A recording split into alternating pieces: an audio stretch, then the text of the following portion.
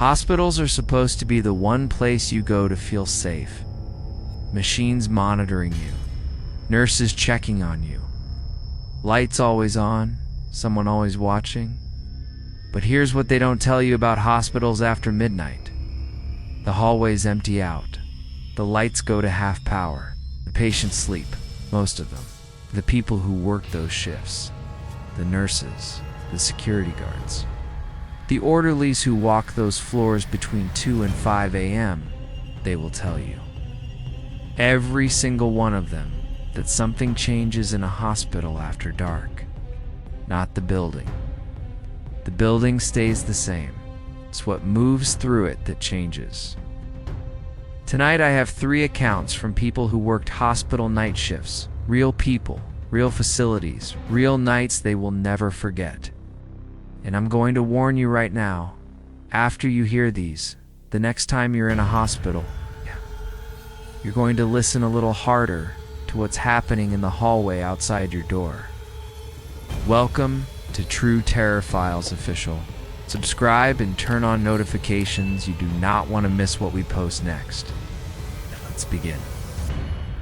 The first story comes from a nurse in Ohio who worked the 3rd floor, the old wing. The one the hospital kept open but barely staffed, and what she found in room 314 on a night when the census said that room was empty. The second is from a security guard in Texas who reviewed footage from a basement corridor camera and saw something. The camera should not have been able to record.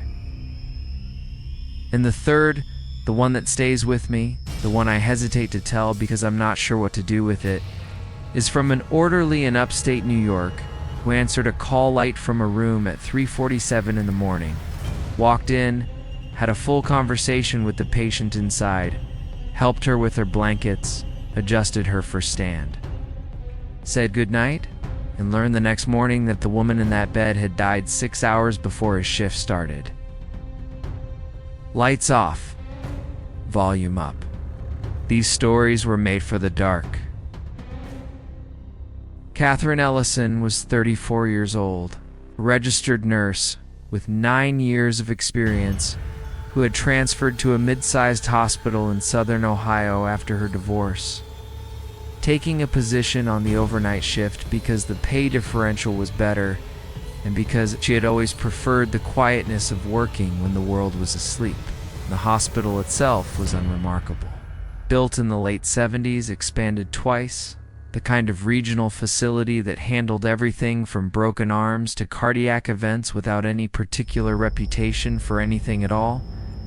But the 3rd floor of the East Wing was different, and every nurse who had worked there knew it was different, without anyone needing to explain why.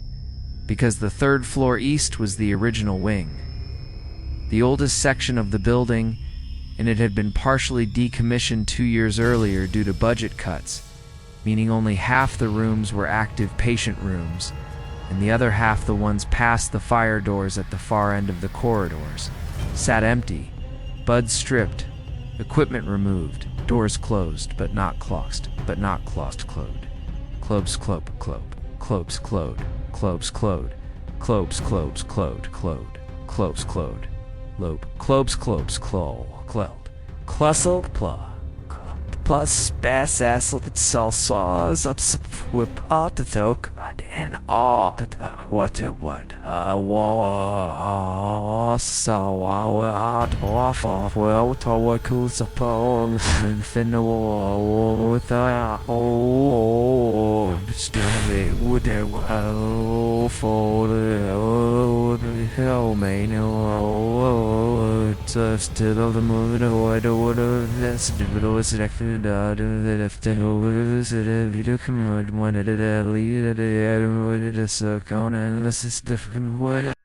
the hospital kept the lights on a motion sensor timer in that section, so they would flicker on when maintenance walked through and stay dark the rest of the time. And Catherine had been working nights on the 3rd floor for 5 months when the thing happened that she still cannot explain to anyone's satisfaction. And it started simply. She was at the nurse's station at approximately 2:15 in the morning on a Tuesday. 3 patients on the active side, all sleeping. The kind of night where the biggest challenge was staying awake. And the call light board lit up for room 314. And Catherine looked at the board, and 14 and 14 and 14 through 14 was not something 14, 14, 14, 314. 3 3 14 14 14 14 3 14 14 3 14 3 3 3 14 3 3 3 13 3 3 14 4 1 3 3 year and 4 and 23 and 4 and 1 1 12 1 1 1 1 1 1 1 1 1 1 1 son 1 1 possessance all from on bounce up the Delden. I got to some I went for I wanted it for I saw affect it I saw the dark out the door how on the side I died what I was what I dance I know I just when and I what I do and I thought it then so white time I said a master voice of the moon out of the night said I mentioned the voice the most burn minute more and I guess sang it to listen and the bed frame was in there, but the mattress had been removed. The medical gas outlets had been capped. The room had no patient, no equipment, no reason for a call light to activate. And Catherine told herself it was an electrical fault. The wiring in the old wing was temperamental. Everyone knew that, and she reached for the intercom to acknowledge the call and reset it. When she pressed the button for 314, she heard breathing. Not static, not feedback, not the hum of an open line, but breathing. Slow and measured and close to the microphone, the way someone breathes when they are lying in a bed with their head near the wall-mounted speaker. And Catherine released the button, and the breathing stopped, and she pressed it again, and it was there again. And she sat at the station for a long moment, and then she did what nurses do. Because nurses are not people who sit at desks when something is wrong. And she walked down the corridor and pushed through the fire doors into the dark section, and the motion sensor lights stuttered on above her, one panel at a time, buzzing, cold, fluorescent. And she walked to room 314, and the door was closed, and she stood outside it and listened and heard nothing, and she opened the door. And the room was empty, empty the way it had been empty for 2 years. Bare bed frame, capped outlets, dust on the windowsill except for one thing. And the one thing was that the bed frame, which had no mattress, had an indentation on it. A compression in the thin padding of the bare frame, in the shape of a person lying on their back, head toward the wall-mounted speaker, and the indentation was warm when Catherine put her hand on it. Not room temperature, not the ambient warmth of a heated building, but warm the way a surface is warm when a body has just been lying on it and has only just gotten up. And Catherine stepped back from the bed and looked at the room, and there was nowhere to hide in it, no closet. No bathroom. Minus 314 was a single without an ensuite, and the window was sealed shut and painted over. And she was alone in the room, and the call light on the wall above the bed frame was still illuminated, glowing its small orange glow, and Catherine reached up and pressed the reset button, and it clicked off. And she left the room and walked back through the fire doors and sat at the nurses' station and did not go back to the East Wing for the rest of her shift. And in the morning, she filed a maintenance request about the call light malfunction in 314, and the electrician who checked it that afternoon told her that the call light in room 314 could not have activated because it had been disconnected at the junction box. When the wing was decommissioned, the wire had been cut and capped 2 years ago. There was no power running to it, and he showed her the capped wire in the ceiling to prove it, and Catherine nodded and thanked him, and did not tell him about the breathing on the intercom, or the warm indentation in the shape of a body on the bare bed frame, because she understood in the specific way that night shift workers understand certain things. That there was no explanation that would make the next shift easier, and that some rooms in old hospitals hold on to something that the wiring diagrams and the maintenance logs and the rational mind cannot account for, and she transferred to the day shift 3 weeks later and never worked another night in that building. Derek Haynes was 26 years old, a hospital security guard working the overnight shift at a large medical center in West Texas. It's a kind of facility that sprawled across a campus of connected buildings, some dating back to the 50s, linked by underground corridors and service tunnels that most patients and visitors never saw, but that security and maintenance used to move between buildings without going outside, and Derek's job between midnight and 6 was largely uneventful. He sat at a bank of monitors showing feeds from 43 cameras across the campus, and most nights the most exciting thing that happened was a confused post-surgical patient wandering out of their room and needing to be guided back. And the camera feeds were standard institutional quality, grainy and gray-green with night vision, cycling through views every 8 seconds unless he locked one manually, and camera 7 covered the basement corridor between the main hospital and the East Annex. A long straight hallway with concrete walls and overhead pipes and fluorescent lighting that stayed on 24 hours because there was no natural light, and camera 7 was the one the other guards talked about, not seriously. Not with any real conviction, the way coworkers talk about things that happen at 3 a.m. when the coffee runs out and the stories start, they said. Camera 7 picked up things, glitches mostly, shadows that moved against the direction of the light, frames where the corridor seemed shorter or longer than it was. And Derek had been working there for 4 months and had never seen anything on camera. 7, or any other camera that couldn't be explained by a moth on the lens or a trick of the night vision compression. And then on a Wednesday night in October, at approximately 3:20 a.m., camera 7 showed something Derek could not explain, and what it showed was this. The corridor was empty, as it always was at that hour, and then in a single frame, not a gradual appearance. Not someone walking into view, but present in one frame where they had not been present in the frame before. There was a figure standing in the middle of the corridor facing the camera, and the figure was wrong in a way that Derek could not immediately articulate, but that his better was mine and not awaitedly to wonder it, because it is undoubtedly and be cold. Purporty stouts went cold, poend. Endemund. Endemund's anband. I'm some bamb and I'm saying but I'm parade the game base and on saying it is sentiment is it's was bien at the time for the summer I'm the way man I'm in with my and was it I but I had my Edward bread was then where the majors the I never one else doing or to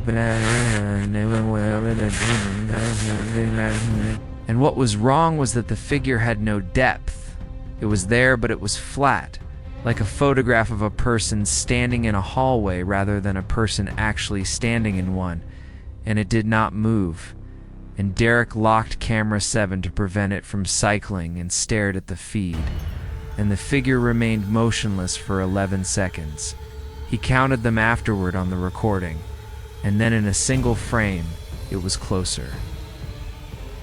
Not walking closer, not moving, just closer, the way an image jumps when you change the zoom on a lens. And it was now close enough that Derek could see details. And the details were worse than the distance had been, because the figure was wearing a hospital gown, and the gown was not modern. It was the old style, the kind with ties in the back and no pattern. And the figure's arms were at its sides, and its head was tilted slightly to the left, at an angle that human necks do not comfortably hold. And Derek reached for the radio to call his supervisor, And when he looked back at the screen, the figure was gone. Not walked away, not faded, just absent from one frame to the next the way it had arrived. And Derek pulled the recording and watched it back, and the figure was there on the recording exactly as he had seen it, present for 14 seconds total, appearing and disappearing between individual frames. And he showed the footage to his supervisor the next morning, and his supervisor watched it twice without speaking, and then said, "That's a compression artifact." The system does that sometimes when the hard drive is almost full, and Derek said nothing because the hard drive was 12% full, and both of them knew it. And his supervisor never mentioned the footage again, and Derek requested a transfer to the day shift the following week. And on his last overnight, he made a point of not looking at camera 7 at all. And as he was leaving at 6 a.m., the guard replacing him said casually, "Camera 7 was doing that thing again last night around 3.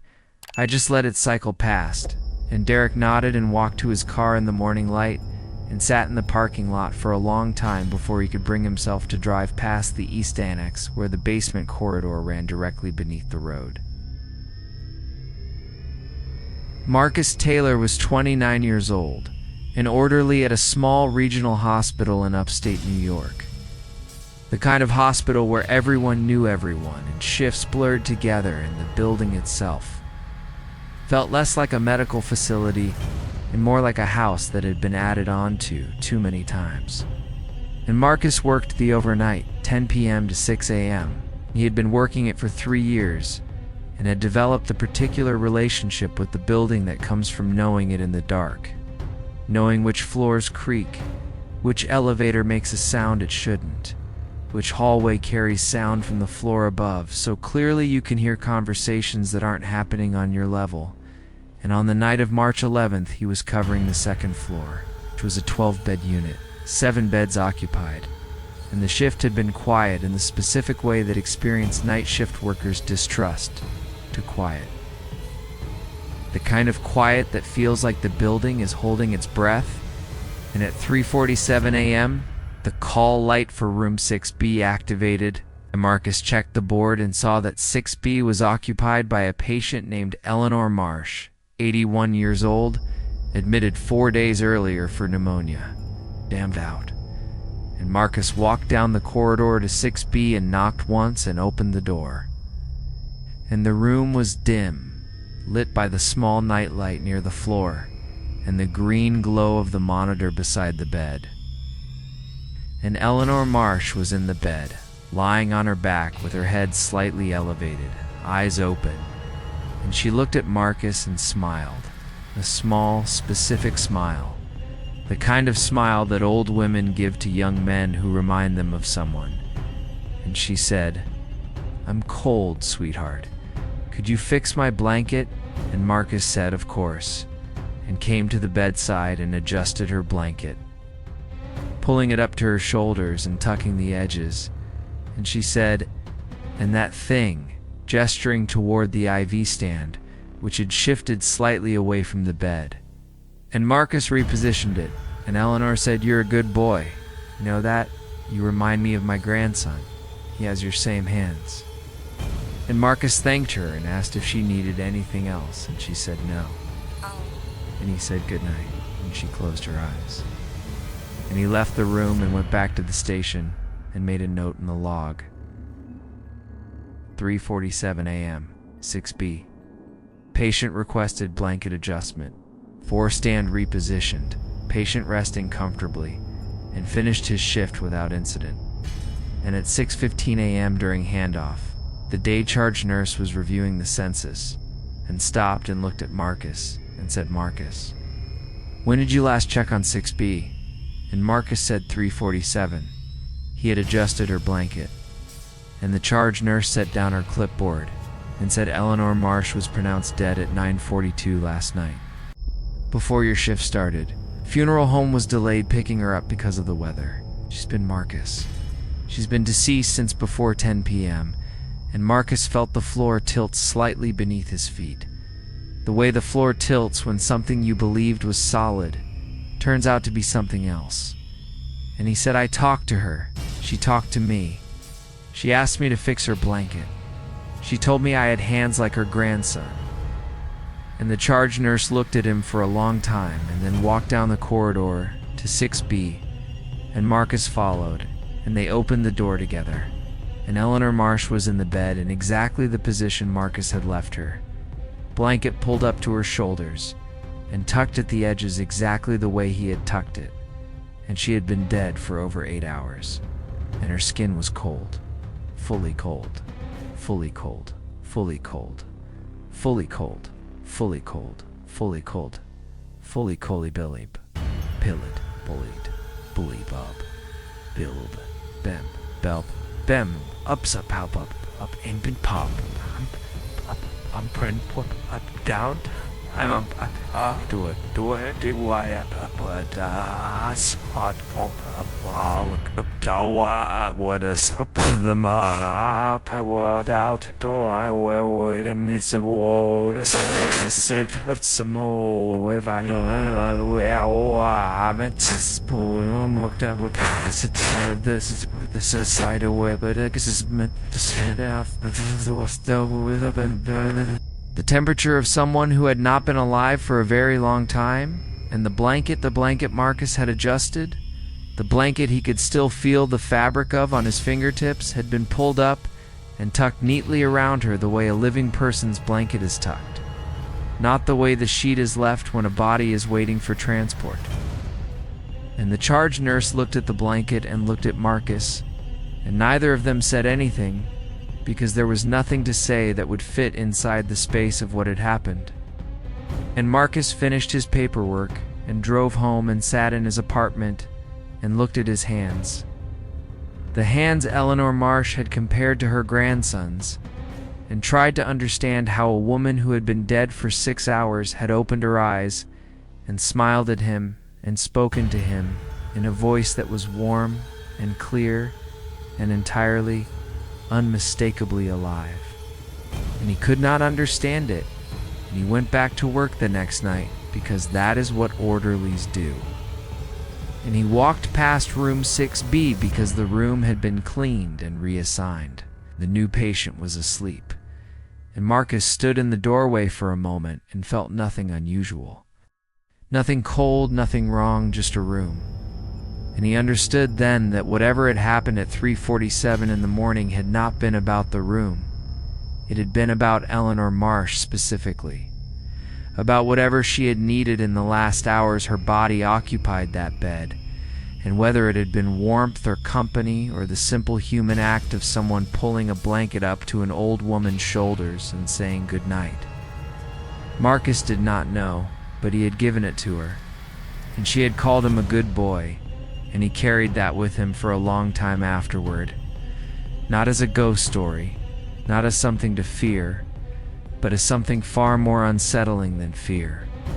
The possibility that the boundary between the living and the dead is not a wall but a curtain, and that sometimes, at 3:47 in the morning in a small hospital in upstate New York, the curtain is very, very thin. 3 buildings, 3 shifts, 3 people who walked into rooms that weren't quite empty or weren't quite what they seemed. Room 314's call light was disconnected. The figure on camera 7 never moved the way living things move. And Eleanor Marsh had been dead for 6 hours when she asked someone to fix her blanket. I don't know what these stories prove. I don't think they prove anything. But I know that the people who told them, Catherine, Derek, Marcus, are not people who make things up. They are people who showed up for work, did their jobs, and encountered something that did not fit inside the world they understood. And every single one of them transferred off the night shift afterward. If these stories got under your skin tonight, subscribe to True Terror Files Official and turn on the notification bell. New horror, new darkness, every single week. Tell me in the comments which story hit the hardest. I read every single one. Be safe out there. And the next time you're in a hospital late at night, listen to what's happening in the hallway. You might hear more than you want to.